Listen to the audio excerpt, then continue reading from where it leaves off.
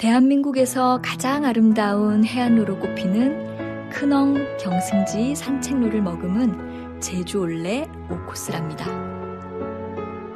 멀리 일출봉이 보이는 남원 포구에서 시작되는 5코스.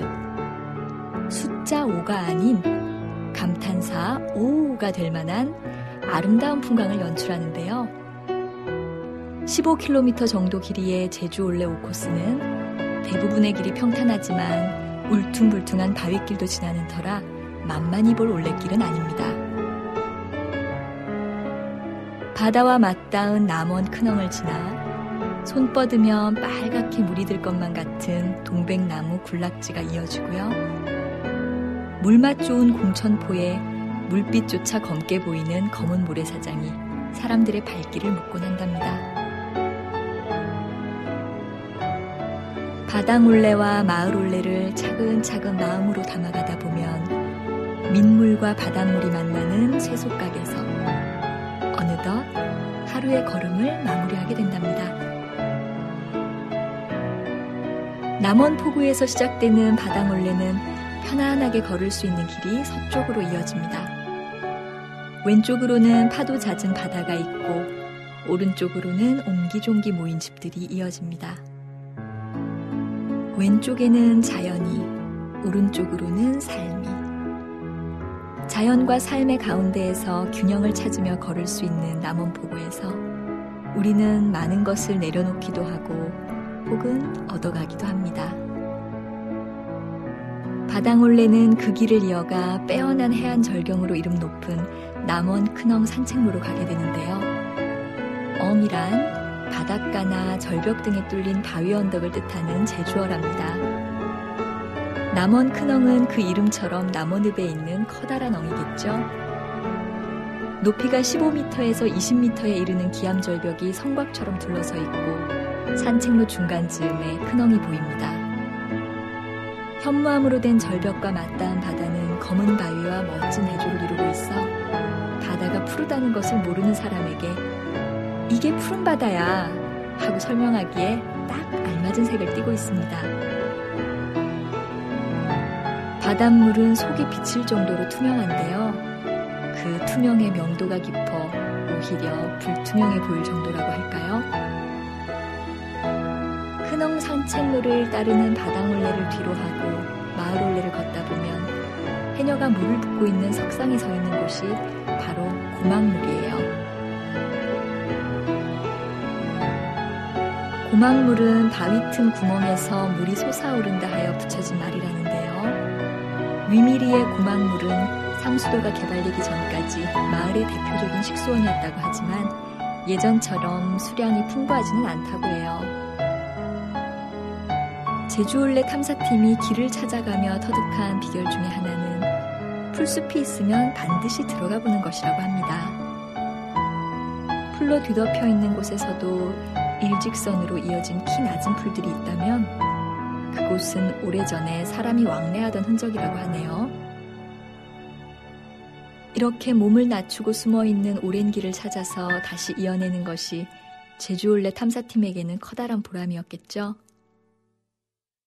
길이란 만드는 것이 아니라 찾아내는 것이라는 제주올레 탐사팀의 생각이 잘 드러나는 이야기가 아닐까 싶습니다.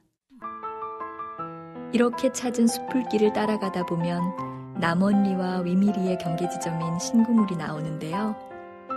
신구물은 단물이 나와 싱겁다는 뜻이라고 하네요. 신구물을 지나 만나게 되는 동백나무 군락지에는 어른이 두 팔을 벌려도 채 앉지 못할 만큼 자란 수령이 오래된 토종 동백들이 군락을 이루고 있답니다.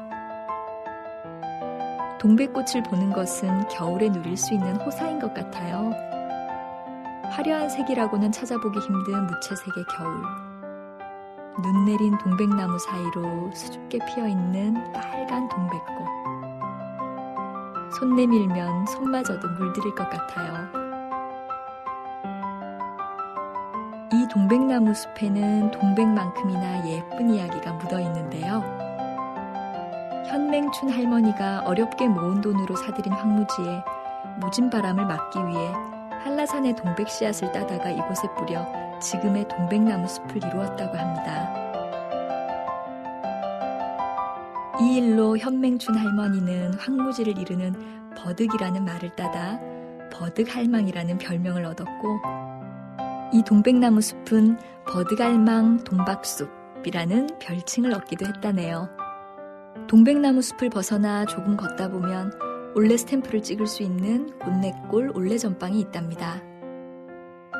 눈에 잘 띄지 않을 수도 있지만 마을을 채운 다양한 색들을 하나하나 쫓아가다 보면 금방 찾을 수 있답니다.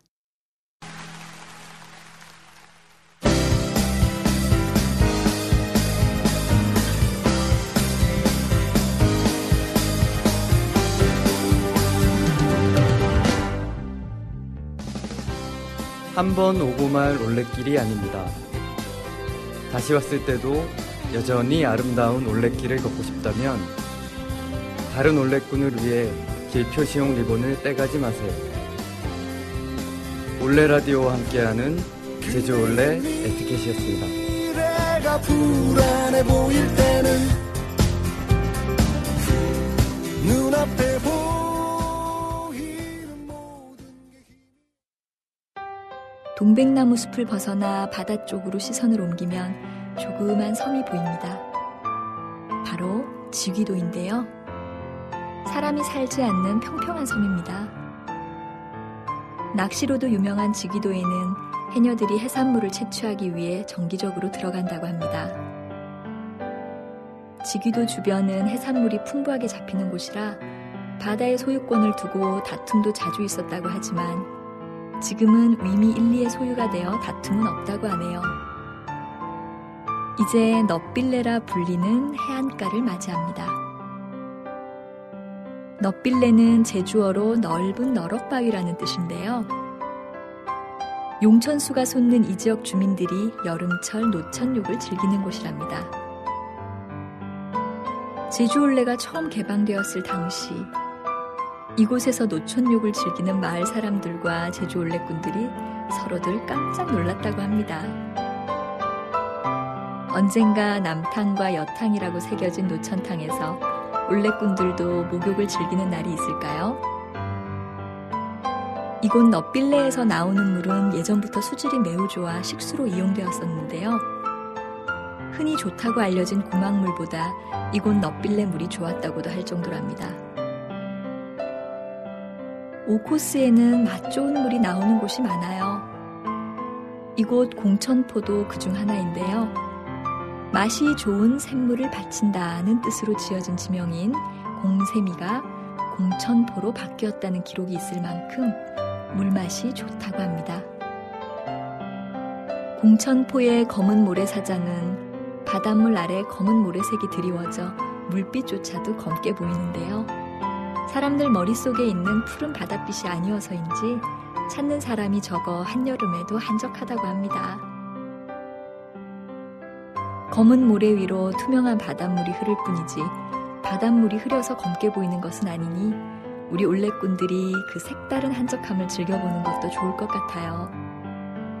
푸른색의 물빛을 가지진 않았지만 다른 이유로 검은 모래사장을 즐기는 이들이 있는데요. 이곳의 검은 모래는 지친 몸의 피로를 풀어주고 신경통에 좋아서 모래 찜질하는 이들이 많다고 하네요.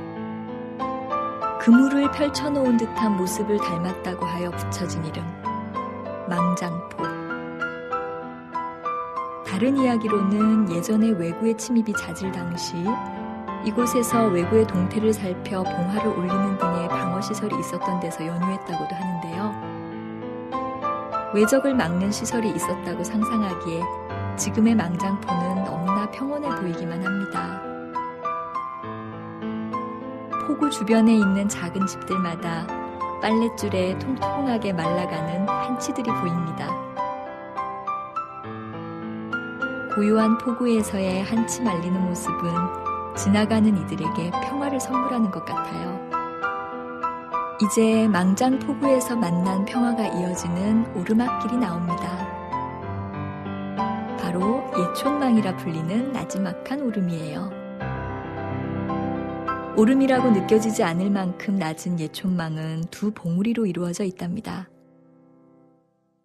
마을에서 부르기를 동쪽에 있는 봉우리는 큰 망, 서쪽 봉우리를 조근망이라고 한다는데요.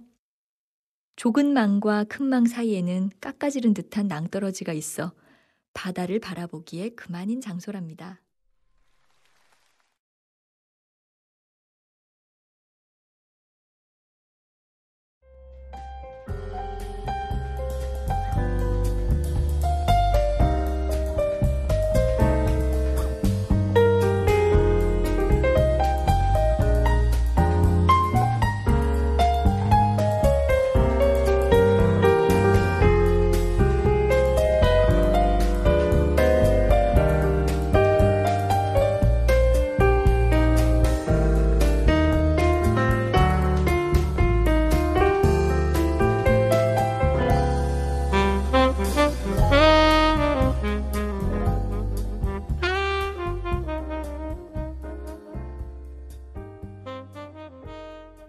놀멍, 쉬멍, 걸으멍.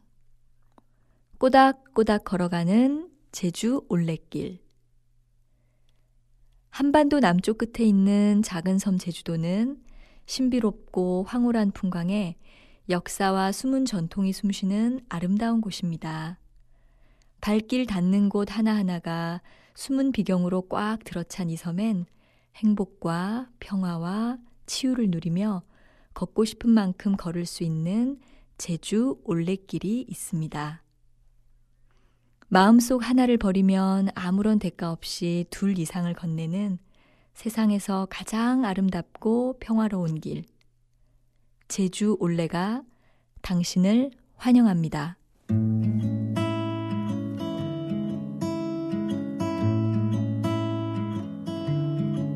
길 따라 바람 따라가네 바다의 속삭임 너머로